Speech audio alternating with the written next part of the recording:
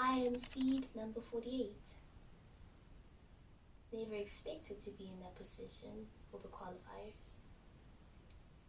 They say all top 48 players around the world who do their DanceDanceRevolution qualifiers will be granted provision to go and do their finals in Denver, Colorado in the United States of America. Just top 48 players. And I am seed number 48.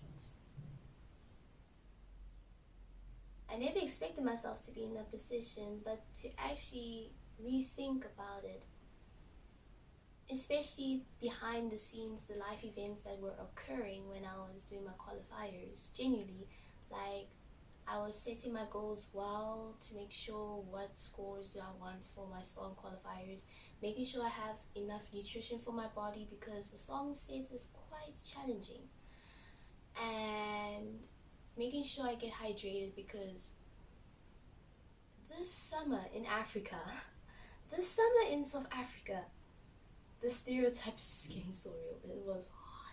It's still hot now, but like when it gets to 12 o'clock in the afternoon and so forth late in the afternoon, it gets ridiculously hot. Well, where I live, honestly. Yeah, I just wanted to do well in my qualifiers and honestly just grab a spot if possible that I could be a finalist. But I feel like this year's qualifiers has taught me a lot of life lessons that even though I'm gradually learning them, I applied them to the situation, what was happening in in the life events I was experiencing. And given that these life experiences had made me have a grit to continue pushing and to make myself in a position of the seed 48, I'm very grateful for my intrinsic motivation, my passion, and my grit when it comes to being a dance gamer in general. I'm just gonna talk a little bit about my story, what was happening behind the scenes when I was genuinely doing my qualifier as well. Just to share a story and a life lesson for us as dance gamers, not for us to become better dance gamers, but for us to also become better people and better and more closer to ourselves, improve our resilience in life, and learn how to be gentle with yourself. That's why I want to share my story. So I started my qualifiers on the 1st of January. So like right in the beginning of New Year's 2023, I'm like, I'm starting my qualifiers, let's go. It gives me a lot of nostalgia because back in 2019 when I was 16 years old, I was doing my qualifiers for the Girl Apocalypse 2019 in early January, and I was fighting I was fighting in the qualifiers, and I did well. I came second place in my qualifiers overall. So it gives me this nostalgia, like we're going back to 2019, the good old days before COVID came, and I'm doing my qualifiers. Yes, it's not in the groove, but now it's DanceDanceRevolution. That's even better, man. Sorry, I'm a biased DDR player, I'm sorry. DDR just hits at home for me.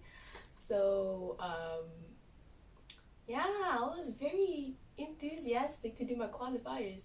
And I started goal setting, make sure I eat well, hydrate well, and I was just going on the drill, just really pushing my EX scores in very suitable. Yeah, I was pushing my EX scores to the standards I was comfortable with, even though I wanted to push higher. So from the 1st to 6th January, everything was just fine. Everything was just normal. It was just like your regular day. Like just eat, dance, exist, sleep. Eat, dance, exist, sleep. Until the 7th of January came, and this was the duration from 7 January till 10th of January, so it was a 4-day period.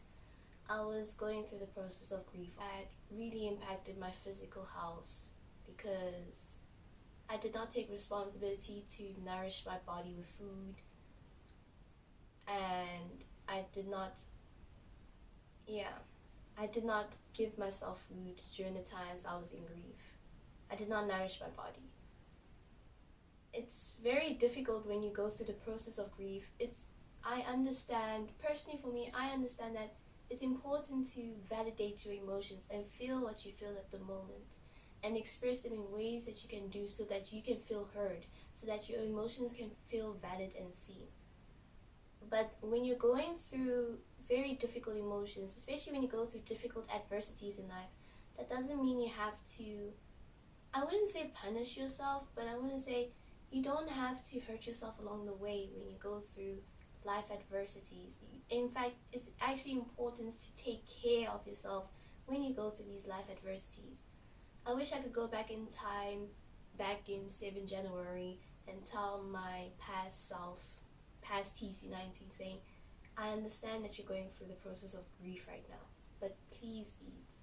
You are doing your qualifiers and you cannot rob yourself the opportunity to do so, because your story has a large role to impact on the African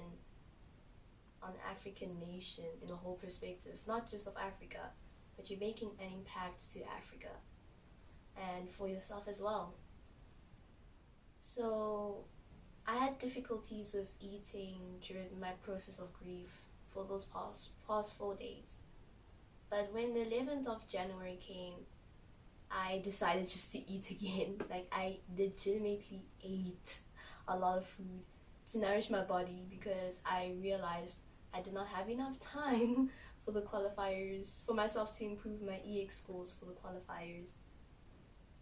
I ate well. I made sure. I also drink a lot of hot chocolate, if you don't know. I love hot chocolate before my life. So I was just feeding myself just a lot of food so that I could be healthy again after the 4 days of processing grief. The 11th of January, when I was recovering myself with food, I was dancing, not for the qualifiers, but I was dancing to regain my strength back because my muscles were severely in pain. The 12th of January came and I was just focusing on my goal for the day. On the 12th of January was focusing to improve my EX score on max period. I did max period on challenge, but I'm like, no matter how much I do on challenge, my EX score, my timing ability for it is not so strong for it. So I decided to religiously time on max period on expert, and behold, I got 52 perfects as a PFC, which is actually pretty good because that song was ridiculously strict. But that session on the 12th of January, that was a 6-hour session until I got my PFC for max period. And honestly, for all my grinding sessions for the qualifiers, they were long sessions. They were about like 6 to 7 hours of complete dancing. If you want to know the reason why, take a wild guess. My EX score for elemental creation on challenge is 2,538. Yes, I'm correct. I'm going to show the statistics of my elemental creation score down below. With that being said, you should take a wild guess what pad wear was I dancing on. Yeah, that's why all my sets were about 6 to 7 hours long, grinding and grinding and grinding and dying and dying. But I did well on 12th of January, and I was continuously trying to feed myself food after 4 days of no food. So the 13th of January came, and unfortunately my life had to turn upside down. My down arrow died on me for good, like legitimately for good. And I was in panic because this time I did not do any severe damage to my pad, and I'm like, what do I do now? I figured out a solution to buy a component at the stationery store and use that component to place it somewhere on my down arrow to stabilize it. But as I put that component on my down arrow to stabilize it, it can only have a duration for like 2 hours and so. So I bought many of those components. So whenever that single component that I put inside my down arrow doesn't work after the duration for 3 hours, then I would replace it with a new component, and then that cycle will repeat again. It was irritating because like you have to dance, maintain your pads again, dance, maintain your pads again. I was getting tired. I'll make a separate video just to talk about the components that I was using to stabilize my down arrow.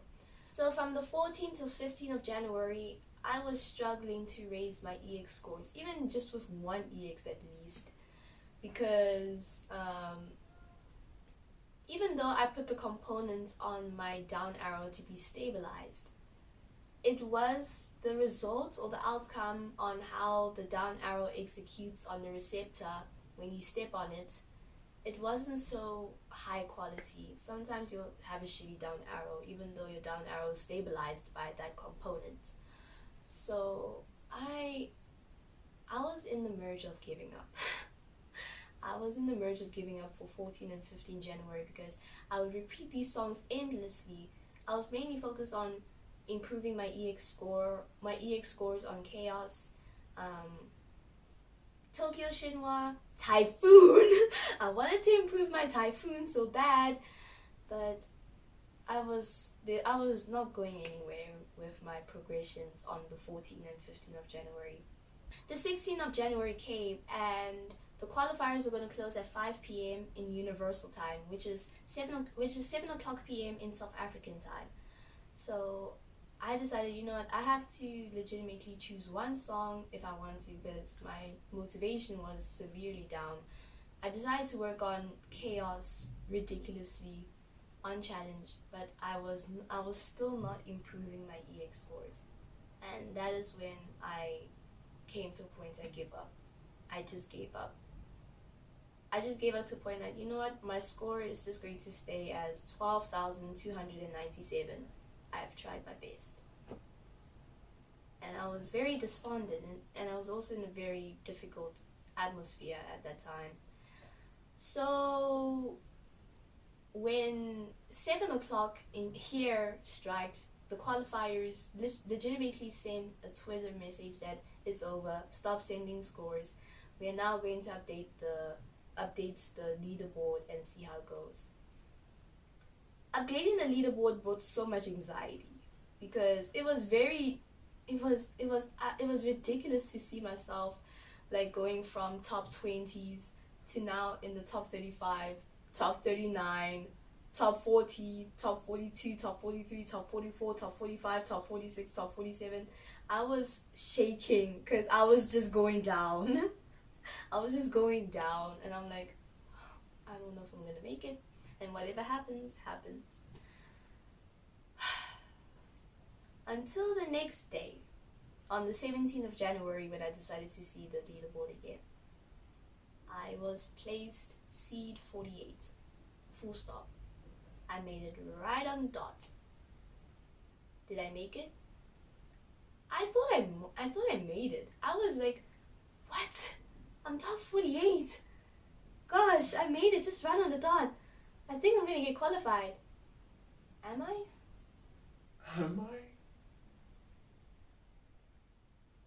I forgot about this rule existed for a little while. That is why the Korean region was guaranteed the slot due to this rule, and I'm full of enthusiasm that Echoes, I hope I pronounced your dance gaming name right. Echoes got the slot, and I'm extremely enthusiastic for them. Unfortunately, this rule did not apply for Europe and Africa, treated as one region, because we did not reach to the requirements of 10 players, whether you come from Africa or Europe, to do your qualifiers. There were about like 4 or 5 of us basically, and I was only African. There were more Europeans, and I'm like, there's only one African in this battlefield. So I was despondent for a little while, and I was like, you know what, I accept fate. Until I received an email from the upbeat team organizers that I am part of the top 5 waiting list, because it's because it's an unfortunate circumstance that even though there are players who had their spots for in one of the top 48s, unfortunately some of them can't physically go to the United States due to the reasons. So some players will have to make their cancellations, and I hope they get the opportunity to maybe go back if the tournament is going to happen next year or so. So one player had made a cancellation, and I was guaranteed the spot. I was a finalist. I was declared as a finalist. My emotions after everything I've gone through, I felt so powerful in a sense. Uh, you know, I'm jumping now. I'm jumping. Hey, hey, hey, hey, hey. Yo. I am so happy. I'm so happy. I'm so happy. You know? You know what now? What are you telling me? Yo, I'm the happiest man on planet Earth right now. Uh, you need to remind yourself that you are the only one from Africa. Huh? No one in Africa is in that tournament. All right, you need to bear that in mind.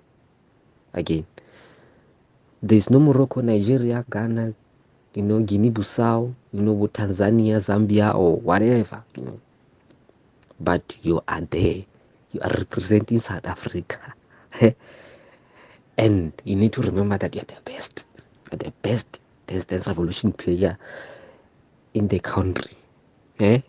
You are inspiring all of us as a SAE 1949 team. Ne? You are inspiring us to do better. Uh, I when I was walking to the school today, when I passed the complex, I I I I I I always had the confidence, that positive confidence that DDR MAX TC19 is going to make it to the final 48, shortlist, and it was possible. Now it has happened, and we are crying. Being happy is something else. We are crying. We as Africans, when you show your true intentions to the person whom you are wishing the best of the best, you should cry. Then you will laugh later. When the tournament starts, I will be connecting my laptop there, the TV, connecting at the Wi-Fi, going through that. When I watch that, being proud, being the most proudest and the most, I don't know, bro, DDR Max, ke thabile ka Setswana ba re itumetse, you know. I'm happy for you. I'm so happy, If it was an ITG girls tournament 2019, the one that you were in, back, it was 4 years back, 4 years back. It was gonna be something else. I wasn't gonna be happy the way that I am right now. Young one, I you made Africa. Hey, I can't compare DDR to soccer, because in soccer it's normal for African teams to go and qualify to play at the World Cup. Even though there are 5 teams, five teams to go and participate at the World Cup, even though there are five, they go there every 4 years. But as for you, my darling, I'm happy. I'm happy. I'm beyond. I don't know. I've reached. I don't know. Oh. I felt so powerful because like this qualifiers has really taught me a lot of life lessons as I was still grinding myself to improve on my set in general. It taught me that I know it can be so difficult to be hyper focused on closed doors that had happened in your life or difficult adversities that you have no control of. But you have the choice. You legitimately have the choice to respond to the situation on what outcome do you want to have when you're facing adversity in life or things that you cannot control in life. Throughout the process that I was going through grief, I cannot control the circumstance to make the loss change back to having back what I've lost. But I could change the response on learning how to validate my emotions and using my validation to heal my emotions, to be able to help myself move on in life and focus back on my qualifiers in a healthy manner. So this qualifiers is basically a life lesson for me, just to learn that, yeah, you made it right on the dot. But I hope you've learned your mistakes that you have made when you were doing qualifiers. It's not your fault. You did not intentionally do these mistakes to damage yourself in a sense, but like they're there to teach you a lesson and to help you grow as a person. That is why whenever I talk about my dance gaming journey, I don't really talk about myself as a dance gamer as it is, but like I talk myself being a dance gamer as a person. What life lessons do you learn when you go through life? My English at this point. So I was granted to be the finalist. Visas. I was immediately doing my visas.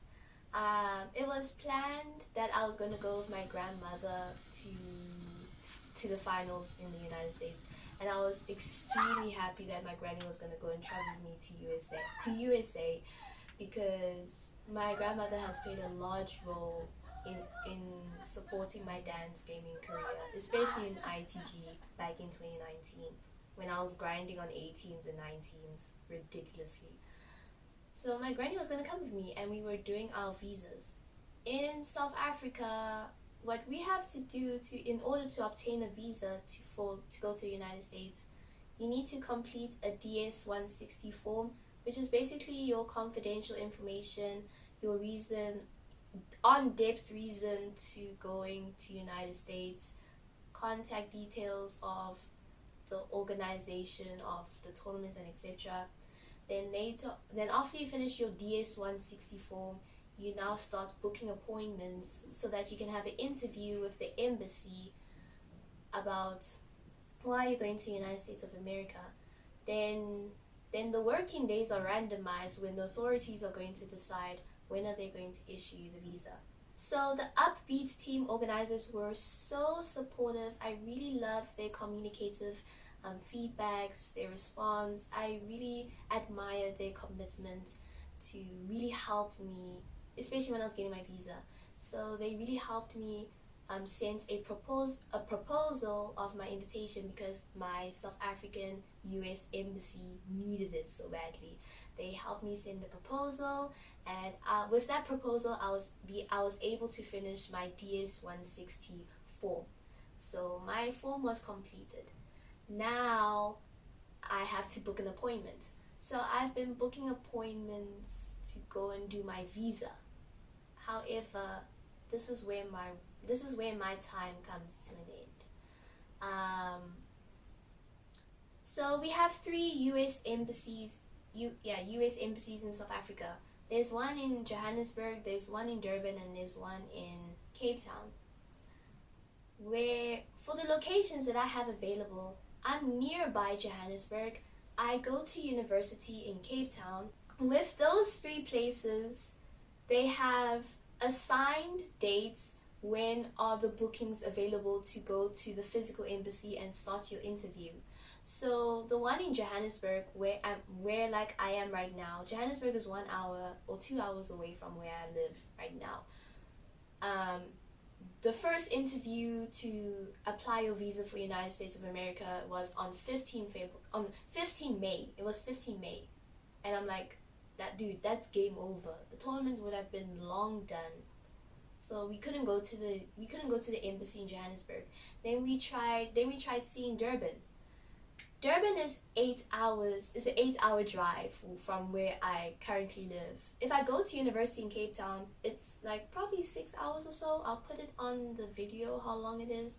So no matter where, if I'm at my hometown or if I'm currently at university, I'm very far away from Durban. Their interview date was assigned on 1st February 2023, and the one in Cape Town was assigned in 27 February 2023. You have to pay a fee to order to schedule an interview to go and possibly get issued your visa. The cost of the interview is 160 US dollars, which is basically 2,800 rand. Considering that Cape Town's interview was assigned on 27 February and the tournament, everyone has to be settled for the tournament, the finalists have to be settled for the tournament on 28 February because they are competing in March. It's not realistic for myself to immediately book an interview in Cape Town, because after you've done your interview, there is an X number of working days where the authorities are going to have to make a decision whether they want to give you the visa or you're not granted the visa. By reading the South African site on the US Embassy, the standardized time on after you have done your interview, and now they're deciding whether you get the visa, it takes about 180 working days. And I'm like, the tournament would have been long done. My journey comes to an end that everything was ready though. We didn't buy our plane tickets, but we had the finances already available for the plane tickets. Especially I was granted the sponsorship, so that was going to help my grandmother a lot to get my flight. The hotel was done for us as given to the tournament, so everything was done. We were ready to go, but unfortunately, what literally had to be the grim reaper of this experience is that South Africa has set their interview appointment dates too late for the places that I'm living, whether it's my hometown or Cape Town. So it's not feasible for myself to get myself a visa right now because I'm going to run out of time and not be able to make it to the tournament on time. So with that said, I cannot participate as a finalist this year.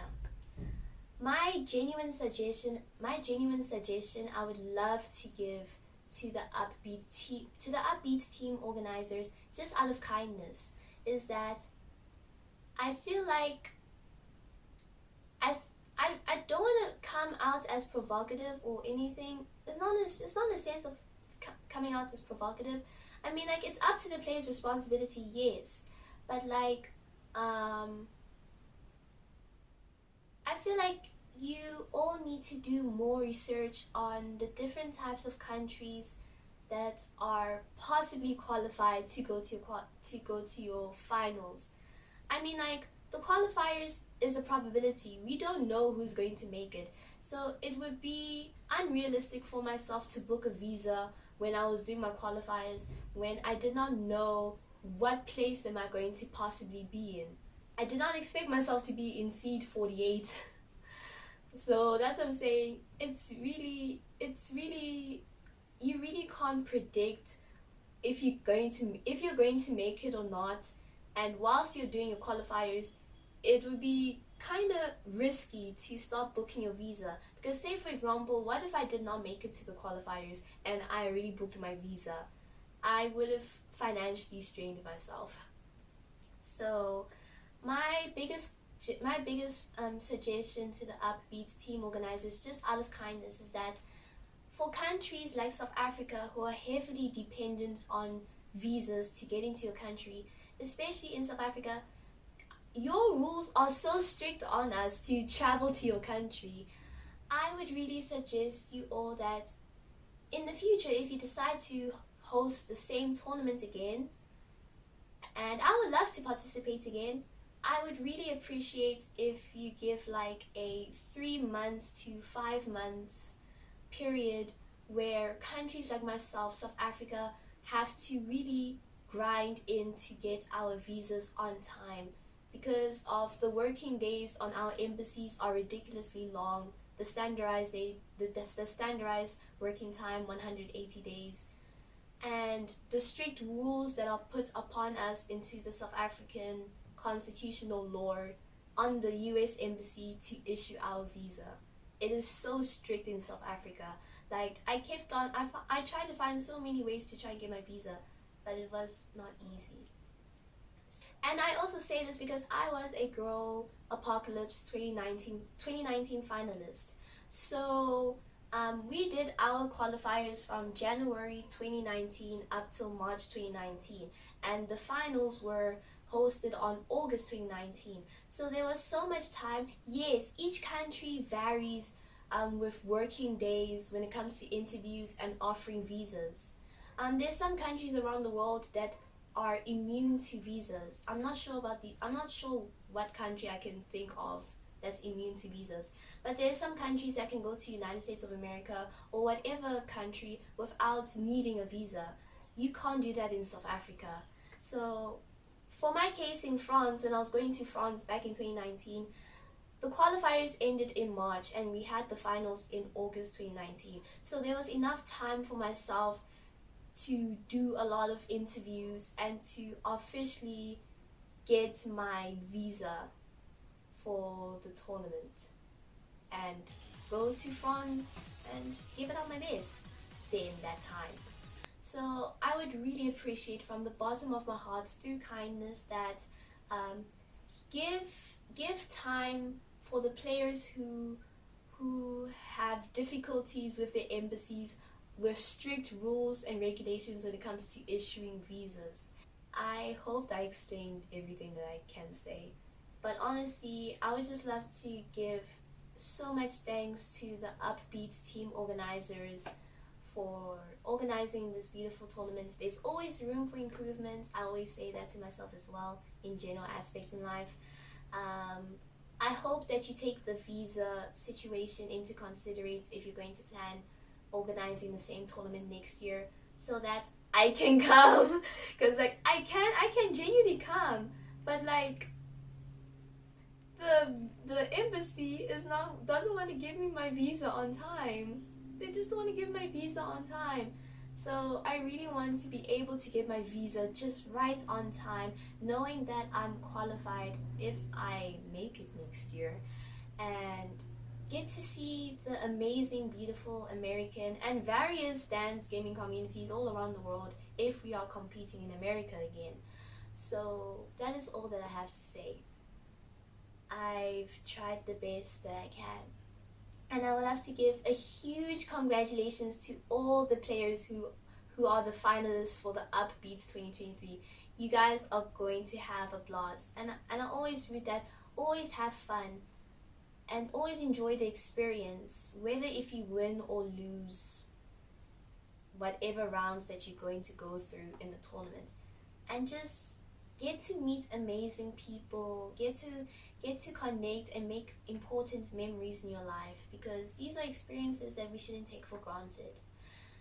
Thank you so much for watching this video, and let's see what 2023 has up for me to improve my dance gaming career. Bye!